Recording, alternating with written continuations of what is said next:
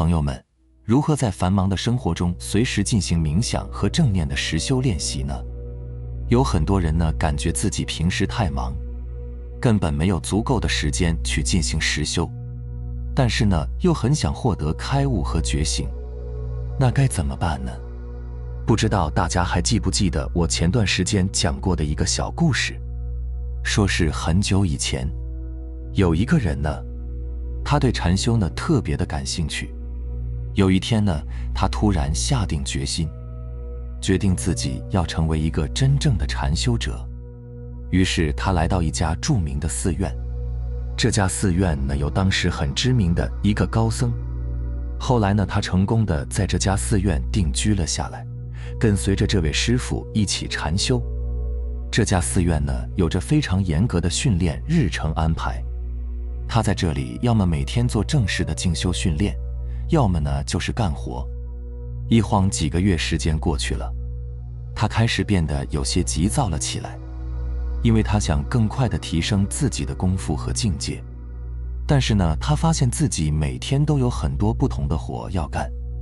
比如打扫、砍柴、做饭、洗衣服，以至于他觉得自己并没有足够的时间去进行实修，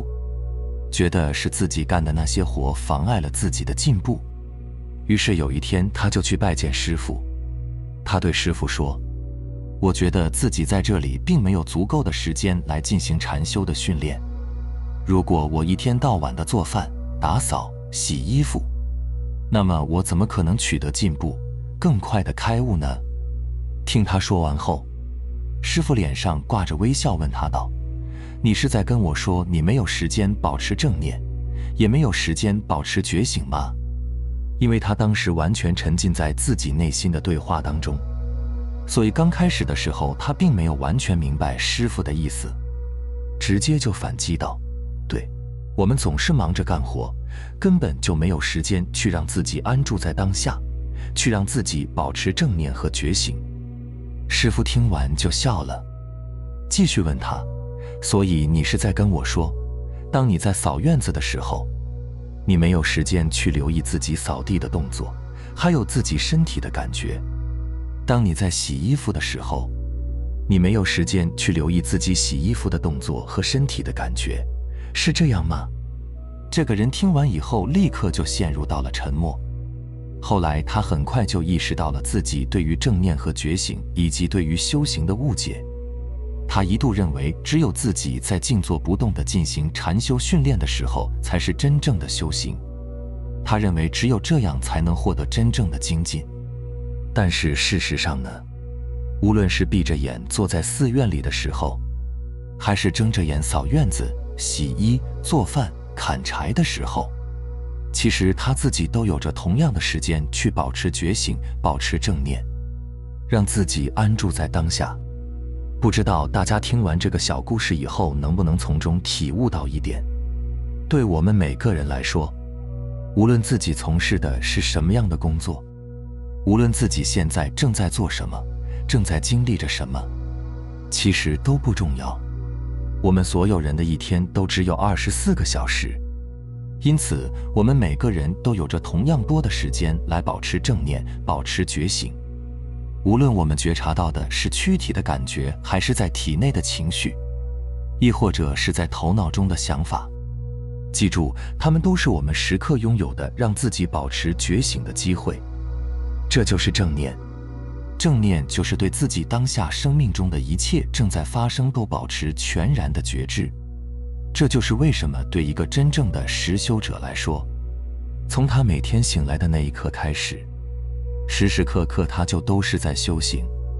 虽然我们在这个红尘世界的日常生活当中呢，每天都会处理很多的事情，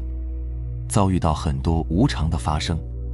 我们的确需要通过持续不断的努力，才能让自己做到更加的临在和觉醒。然而我们所需要的这种努力呢，其实更像是一种不需要努力的努力。怎么讲呢？因为这种努力只是要我们去记得，去留意自己什么时候陷入到了想法或者感受，以及在觉察到自己深陷其中时，立刻调整自己的注意力，把它重新集中到某个特殊的关注焦点上就好。这个关注的焦点可以是你正在吃的食物的味道，可以是你开门关门时胳膊的动作，可以是你身体和椅子接触的重量和感觉，可以是你在洗澡时水流冲到皮肤上的感觉，亦或者是在锻炼身体时你心跳的声音，或者你和孩子身体接触时的触感，还有你在刷牙时牙膏的味道，你拿着杯子喝水时手指和杯子接触的感觉，等等等等。无论这个关注的焦点是什么，都没有关系。你永远都可以将觉醒应用到你所做的任何一件小事上，无一例外。你可以将它应用到被动或者主动积极的活动中，也可以将它应用到室内或者户外的活动中，还有应用到你的工作或者玩耍和娱乐中。我们可以在一切的行动中保持正念，保持觉醒，而不是在做这件事时想着的是下一件事或者前面的事。你可能对此没有意识，但是你如果稍微留意一下，就会发现，你一定在大多数时候都是如此。你的心大部分的时候都没有安住在当下，你的注意力并没有专注在当下你生命里的发生，因此，你对你生命中的发生就并没有觉知。大部分的时间，情绪都伴随在你的左右，你的内心又怎么可能获得平静呢？正念和觉醒意味着你的意识临在于此刻当下，意味着你正在对自己目前所做的一切事情、自己身处的地方都保持觉知。你不必改变自己平常的行事方式，你唯一要做的呢，就是保持觉知，也可以称之为保持觉醒。而保持觉知或者保持觉醒最简单的方式呢，就是让你的注意力有一个关注的焦点。每当你意识到你的意识正在游离的时候，你只需要将你的注意力重新带回到原来的这个焦点上就可以了。这就是我们日常的正念实修。这就是在那个故事当中，老和尚在告诉小和尚什么是觉醒时所说的：砍柴的时候你就砍柴，烧水的时候你就烧水，扫地的时候你就扫地。现在呢，我就拿我们每天都要做的一件事，比如刷牙来给大家举个例子吧。刷牙是一种大家都很熟悉的活动，它有着明确的关注焦点，而且这个活动呢，一般呢只持续几分钟，因此我们能很容易地做到让自己自始至终地保持觉醒。当然了，我所说的这种正念刷牙跟大多数人平常刷牙的方式肯定是不同的。我们平常刷牙的时候呢，都是尽可能的要快，一般都是边刷牙边想着接下来要做的事情，是不是这样的？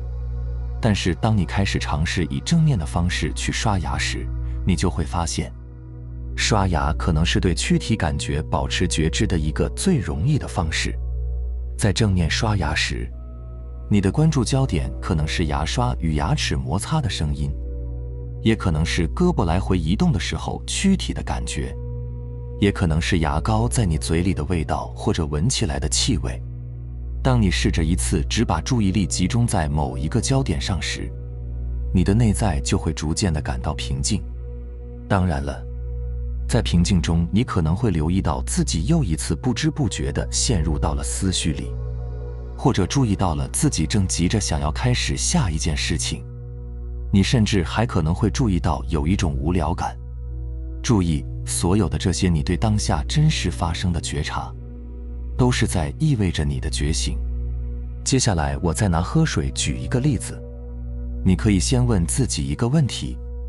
你上一次真正的去品尝一杯水是什么时候呢？好，请你花时间去留意自己在喝水过程中的体验，而不是扬起脖子飞快地一饮而尽。在拿起水杯的时候，你可以体察杯子的温度和质地，感受你的手和杯子的触感。如果你真的在觉知你自己的身体，那么你甚至能注意到水进入到喉咙以后，一路向胃部流过去的感受。如果在这其中的任何一个阶段，你注意到自己的意识又开始游离了，没关系，你只需要将自己的注意力重新再次拉回到喝水的这个过程中即可。当你开始逐渐地将这种专注的方法应用到你生活中的各种情形中时，你就会发现它对你的内在开始产生了很好的安抚效果。不仅你会身心俱在地体验到自己所做的一切事情，你还会逐渐地感到来自于你内在的平静与和平。你还会开始看清楚自己的思维方式和你感受这个世界的方式，并且明白自己为什么会有这样的思维和感受。你会开始注意到自己头脑的活动路径和反应习惯，而这样做呢，会使你获得选择权。这样呢，你就不会再跟着头脑的自动导航，跟着那些自动化的无意识想法随波逐流了，而是以真正的自己，以生命的方式对这个世界做出回应。另外呢，还有一个常见的问题，那就是这种正念专注的方法，难道只能在自己一个人的时候用吗？如果是我们和别人在一起相处的时候，那要怎么保持正念呢？答案很简单，既然正念是对当下一切的真实发生保有觉知，那么当我们在和别人相处时呢，通常也应该把注意力投向我们和他人的交互。但是真实的情况是什么呢？当我们在和别人相处时，我们常常都是被自己头脑的想法分心带走了，然后陷入到我们自己头脑的幻想和身体的情绪里，以至于我们根本就没有真正的听到别人在说什么。仔细回忆一下，你自己平时是不是这样的呢？所以正念可以引领我们把迷失在自己虚妄世界的意识收回来，然后重新关注在我们和他人的交互之上。对注意力焦点的掌控权应该一直都在你的手里，它不应该不自觉地迷失在头脑和情绪中。也就是说，我们应当以注意力去应对和这个世界的交互，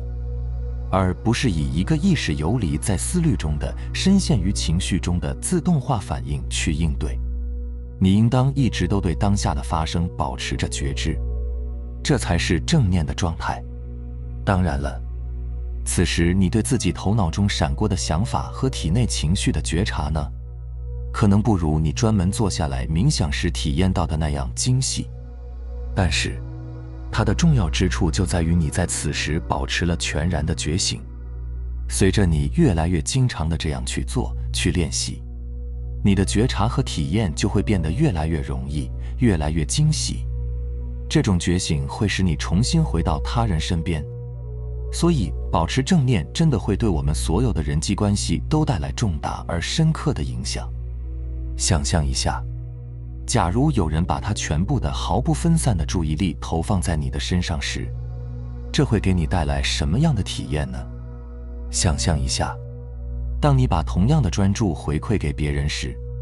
别人又会获得一种什么样的体验呢？好，说了这么多，但是对于我们很多初学者来说，在每天面对自己已经根深蒂固的习气时，想要时刻都去保持正念，这几乎在很长一段时间内都是不可能实现的。如果你非要执着着在短时间内就实现这样的目标，那么我相信你更多的只会收获到沮丧和挫败，因为自己几十年的习性和无意识的习惯怎么可能在短时间内就彻底的改变呢？我们应该做的呢，是循序渐进的来让意识的觉醒一步一步地走进我们的日常生活。就比如每天固定1个小时或者半个小时，你可以把它当作你的正念时刻。在这段时间内，无论你做什么，都要以正念的专注去要求自己，都要完全的保持觉醒，保持对你生命周遭一切发生的觉知。甚至也可以从更简单的做起，比如每天都去以正念的状态刷1个牙，或者洗1个澡，或者喝1杯茶，又或者去洗1次碗等等。让你自己的生命觉醒就从每天的这个正念行动中开始，慢慢地扩散开来。随着你的逐步深入，你可以再给自己每周制定1个正念日，和自己约定在每周的这段时间内，你都要保持正念的去面对一切在生命中的发生。明白了吗？好了，非常感谢你能看到这里，希望能对你有所触动和启发。我们下期再见。